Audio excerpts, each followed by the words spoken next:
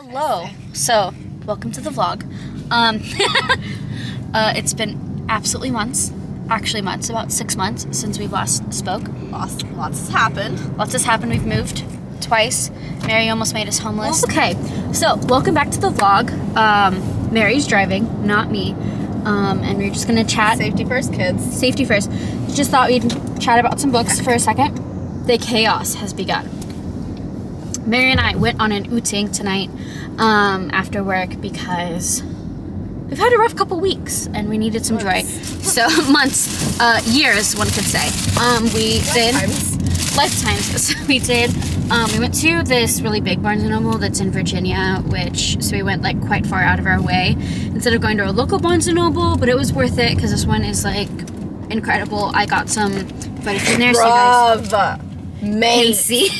See, people always says Marylanders are the worst drivers, but like it's always the Virginians in my opinion. Anyway, can show you what we got really quick. We only bought one book today, I believe. Yep. I bought one book. 2 puzzles, 1 book. Virginia also has the worst roads. Potholes. I picked up The Pairing by Casey McQuiston. I am 95% sure that this is the Afterlight book for August, but I did pick it up now because we're gonna go to the a book fest next week, because sometimes they get a little bit weird about only signing the book that they're like currently promoting. Also, I'm like very excited to read it, and I love my Afterlight books, but sometimes they're hard to read just like physically. And then also I got the World of Hercule Poirot puzzles. I love these, the World of fill in the blank literary puzzles. We also got the World of the Great Gatsby. It's very pretty. It's beautiful. We'll show you later. It's very gilded, very Art Deco. We're going across the river. This is Georgetown, if you know anything about DC. So sorry for like the people. I hope no one gets car sick. But that's Georgetown down there. There you can kind of see in the background, maybe, the Washington Monument. And then this little ugly bitch is the Watergate Hotel, which I think is a super ugly hotel. We have gotten tea there, but they have a good tea service, if anyone wanted to know. So, now on to the reading books portion of this vlog.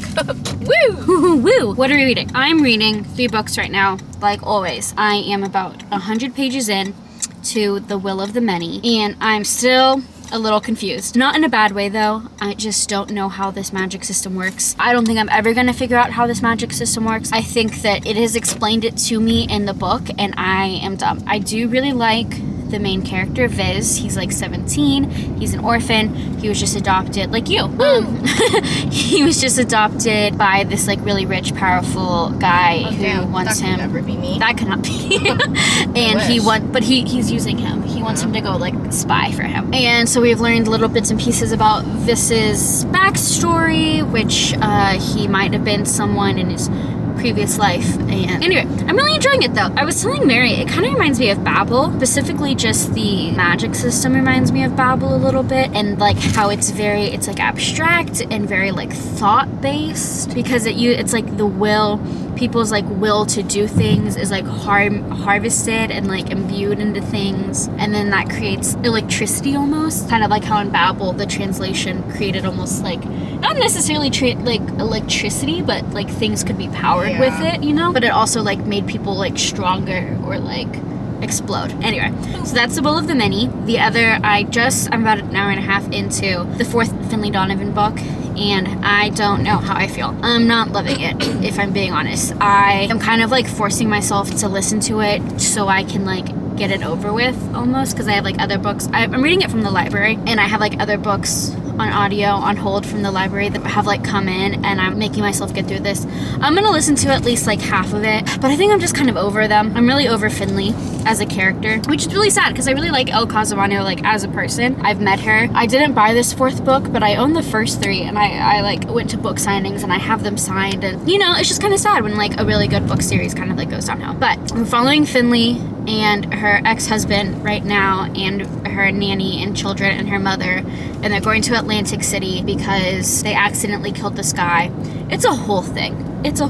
Anyway, and then the last book that I'm reading, my physical book at the moment, is the second Emily Wilde book. I'm about 50 pages in, and I'm having such a great time. I love Wendell Bambleby. He is like peak man for me. I absolutely adore him. He's everything. And we're looking for his door so he can go back and be, you know, who he needs to be. I don't want to give too much away for the first book if you haven't read it yet. Mary, on the other hand, is reading a book and having a fantastic time. Having a great time. Every time she'll be like over there with her little Kindle and she'll just be like giggling. She's giggling. She's kicking her feet. I'm not giggling or kicking my feet. You've giggled a few times. So I'm only reading one book currently, but I did just recently finish 2 books. The book I'm reading currently is Darker by 4. It's the newest June C.L. Tan. She wrote Jade Fire Gold, which I read when it came out. Don't really remember it, but I know that I had a good time. So I knew that I was gonna enjoy this one as well. It's a YA kind of urban fantasy, and I'm having a good time. It's well written, and so it's like holding my attention, and I like her characters, and her writing is like, it's very easy to read while also not being bad. Which is hard. It's a hard balance. It's a hard to balance hit between like very like catchy, quick, easy to read, especially in a YA young writing, and then things that are like too cheesy, too. As opposed to like, I just read an Ali Hazelwood, my first one, Check and Mate, which I adore. Which I thought was aggressively fine. I did not vibe with all the like overt pop culture references, which is kind of Ali Hazelwood's thing, though. And I just didn't vibe with that. But I feel like June C.L. Tan also has a lot of pop culture references, but they're more low-key, like Easter eggs? They're more Easter eggs rather than like in your face, like pop culture references, which kind of bother me and like take me out of the story. I get that. And like the thing with Ali Hazelwood, and I know I've mentioned this to you before, Mary, I like don't mind the pop culture references in Ali Hazelwood because I'm reading them when they come out. But I do admit, and I do agree that she can be a little aggressive, but like I like them. I think they're like fun. But I feel that like pop culture references, like when there's so many, don't age well. And so like if I feel like even if I picked up like The Love Hypothesis now versus when it came out, I would probably find a lot of the references in there very cringy. Even when I did read it when it came out in like 2020, I thought that some of the things were cool, like very cringy, like her obsession with like frappuccinos and like galaxy leggings and like things like that like already felt dated when the book came out. So yeah, I feel like pop culture references can be like very hit or miss. Yeah. And going back to Ali Hazelwood, so that was when the eyeball book that I recently finished, Check and Mate, was Check and Mate. I thought it was aggressively fine. I dabbled in chess. I played Majestic Chess a lot as a kid, and I don't for 1 second believe that Mallory never lost a game after taking 4 years off and never playing in ranked tournaments as a child. Like, that is just not... that would never happen. Mary, I think, is like downplaying how much it bothered her. She like sat on the couch where she was reading this and would like literally yell out, "I don't believe it!" It really irked me. I docked it. I was gonna give it like 2.753, and I docked it and gave it a 2.5 because I literally did not believe that she never lost a game. Like, there's no way. See, I loved Check and Mate. I'm not a chess girly. Like, I know how to play chess, but I don't think I've played in like over a decade, if not longer. And I did not give a shit about Mallory winning all the chess games because to me it's like a fantasy. Like, romance is like a fantasy. You have to let some things go. But yeah, what else have you read lately? I also recently read on audio Stationery Shop by Marjan Kamali. It had been on my TBR for a while. Like, I knew I was gonna love it. I just hadn't gotten to it yet. It was great. I read it in like 2 sittings. And cried a lot. Basically the whole second half, tears. But it was very good. And I also recently just got from Book of the Month, her new book, The Lion Women of Tehran. So I'm also excited to read that. I didn't know they were the same author. Yeah. That's funny because, sorry, this road is kind of crazy. Because I remember thinking to myself that those covers look similar. Yeah. Yeah. And so, yeah, obviously they look similar. It was the same author. Same author. So, They have like very similar colors and like motifs. Yeah. Oh, they go zoom. They do go very They go very zoom. A Mustang going zoom. Obvious. Who would have thought? But yeah, that's all for us. So we went to Barnes & Noble. We got dinner.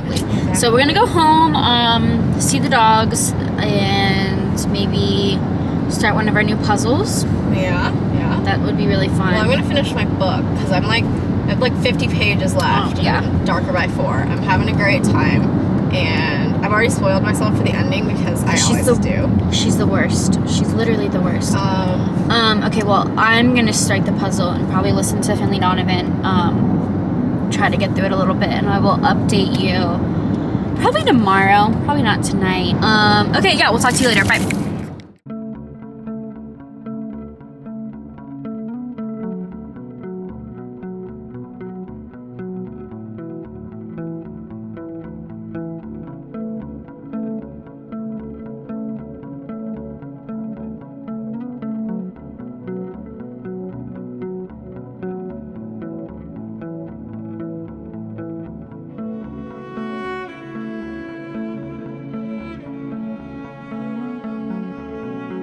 Good morning. How's everyone today? It's Wednesday. Just pulled into work in the parking garage, so I'm sure the lighting is impeccable. Anyway, just wanted to give a really quick update. I am right about at the 50% mark of Finley Donovan Rolls the Dice, and I'm having more fun with it than I thought I would. The plot is moving very quickly, which is always nice with Finley books. I'm having fun in Atlantic City. I always love like a good casino hotel vibe, so I think that's really helping a lot. I will say, I think I am just kind of a little bit over the characters. I think the plots are really fun, but I think I am just kind of annoyed with the characters, and I feel like they're very one-dimensional. They're crazy. All of them are crazy, like caricatures of people, but I feel like their antics are getting like a little bit old for me. But I think I'm definitely not hating this book as much as I thought I would. So that's kind of a good update. I could see this being definitely like a 3-star. The series definitely reminds me of like the type of books that my mom loves. You know, the serialized detective books. Someone just closed their car door. Don't look at me. You know, like my mom has read every J.D. Robb and Nora Roberts and, you know, a bunch of other serialized romance books. And I do feel like this is kind of that for like maybe a younger generation. I feel like the gimmick's getting a little bit old, and I like my series to have like very distinct arcs. And I feel like we're kind of just pulling things out to pull them out. And I know that Elle Cosimano has been, I think, signed for a 6-book deal for this series. And so I feel like I really liked book 1 and 2, but I would have loved book 1 and 2 done, like as like just a fun duology. And I think as the series keeps going, it does lose a little bit of strength each time. But I am still having a good time with this one. Other reading plans today. I need to get to Witch Hat Atelier Volume 3 because I have it from the library and I need to get that done. So we'll probably read that when I get home from work. Besides that, I will check in with you guys later. Bye-bye. Hello, and welcome back to the vlog. Just wanted to pop in, do a really quick update because big things are happening today. The first Premier League game is today at 3 p.m. and they are currently doing soccer talk right now.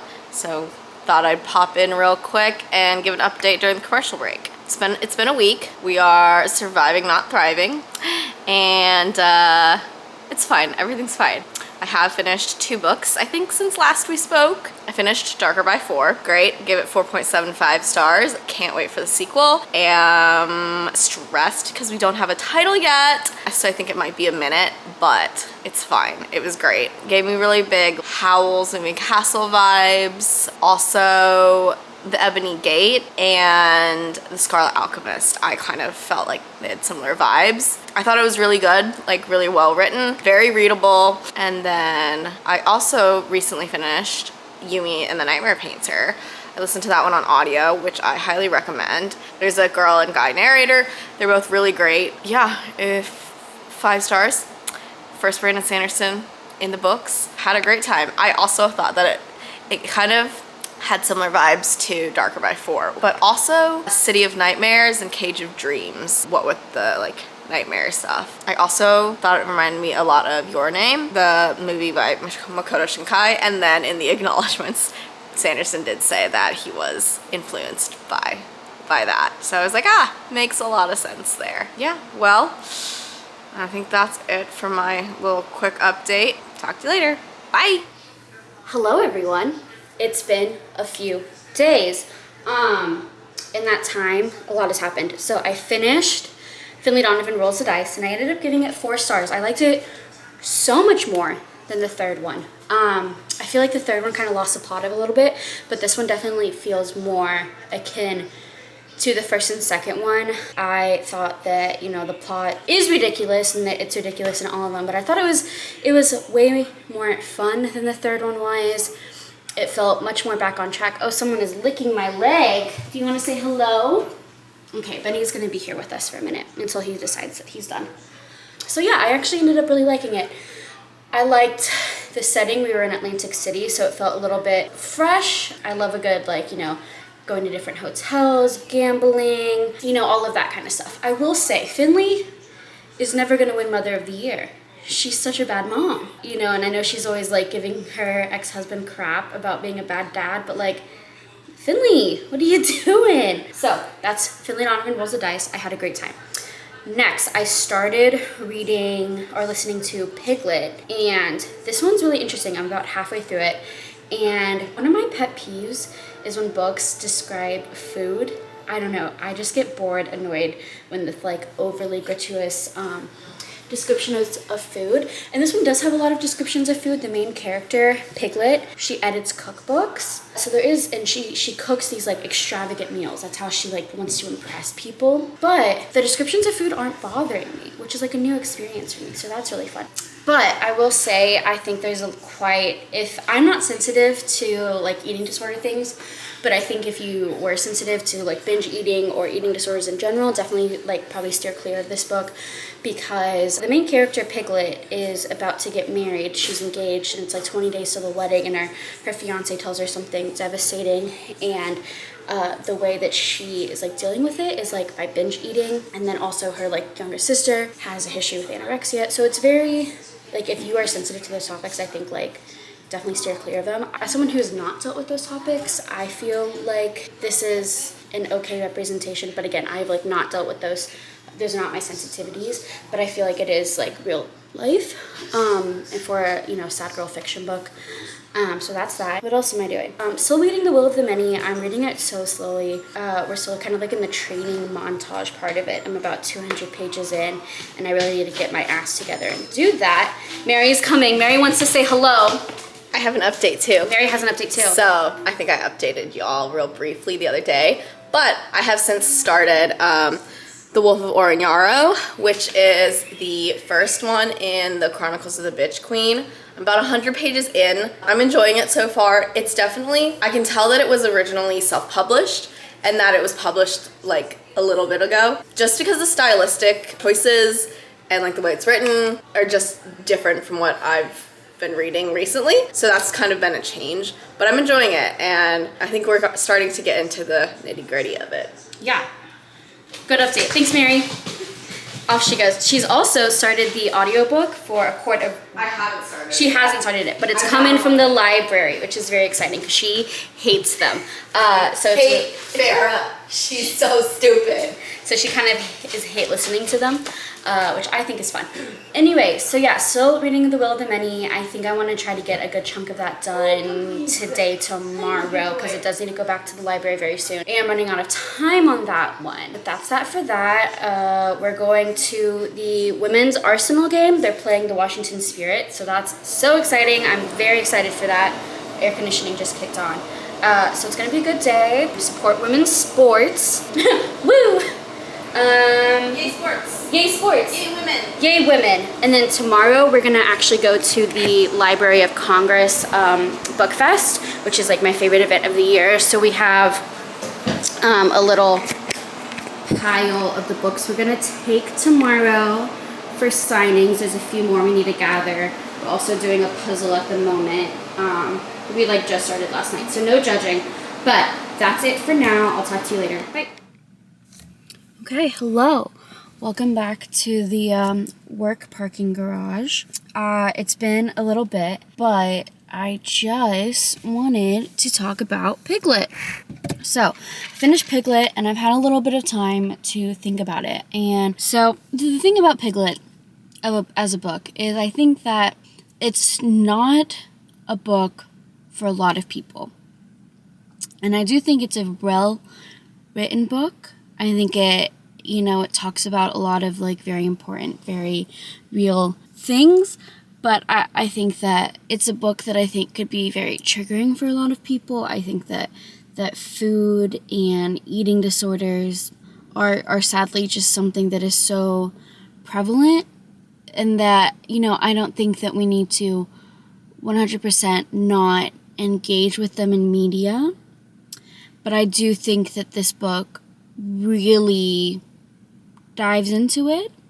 But putting that aside, the thing about Piglet that I think is the best part of this book, I think that, I've really talked about the food aspects, and I think most people probably talk about the food aspects, but I think the best part, the part where it shines in its, exploration, is the class issues, because Piglet comes from a very working class, maybe lower middle class family, and she's marrying into this very wealthy, very boarding school Eton type British family. And I think the way that she is sacrificing her own family to try and fit into this new family, I think that's like a really realistic portrayal of class divisions. And I think, the little things like, her family is trying so hard to provide her with these things, and, they don't want to give up their pride. Her family is constantly being humiliated by their own daughter. I think those were, to me, the hardest parts to read about, the most important parts, instead of the, sorry about that, someone parked literally right beside me, even though this garage is like fairly empty. The other thing that I want to talk about when it comes to Piglet specifically is, so the book takes place, the majority of the book takes place in the lead up to Piglet and Kit's wedding. And we're told very early on that Kit has confessed to something really terrible that he thinks is going to end the engagement, but the wedding is off, but Piglet is determined to marry him and keep this life that she's built for herself. And so I think it really shows, she's trying to claw her way into this lifestyle at the expense of her own body, her own happiness, and everyone around her. She's letting a few people in to what's happened and how their reactions shape her reactions. And so I do think this is a really good novel about modern womanhood in a way. I do think it's maybe a little bit too real for some people, and I'm not saying that's a bad thing at all. I do think that if you're sensitive to these topics, it can be quite triggering. So proceed with caution. But I do think it was a good read, an uncomfortable read, but very good, sad girl lit fic, I think. I'm gonna give it probably 4. I think I gave it 4 stars on Goodreads, and I definitely would pick up something else from the author. I did like the writing. But yeah, I think this book will probably be on maybe some fiction of the year lists coming up this year. So definitely pick it up, if you like those discussions of class and division and trying to claw your way up in the world where it's not necessarily glorifying the upper class. I think it kind of shows how shitty that life can be. And one of my pet peeves in books is discussions of food, and not in like a eating disorder type way, and just like I hate like overly drawn out descriptions of food. Like I don't want to really read about like something melting on your tongue and like the balances of the flavors. But this book actually, I didn't mind any of the food descriptions. I thought they actually added to the narrative in a way that I thought was enjoyable. So yeah, I actually, if you really like food, like my roommate is a big foodie. She loves cooking and things like that. So I recommended it to her because I do think the descriptions of food are particularly beautiful in this book, in a way that I've never really connected with descriptions of food, and I actually really enjoyed it this time. So that's kind of interesting though, that food is like so important to the story, and that it drew me in, but I think it can also repel a lot of people. So yes, that's it for this week's reading vlog. I think I'm going to kind of finish up some of the books that I'm in the middle of. The Will of the Many I'm still in the middle of. I'm kind of slumpy on fantasy right now, but we're getting through it slowly but surely. And then I think the next vlog I want to do is like a romance reading vlog, some new release romances.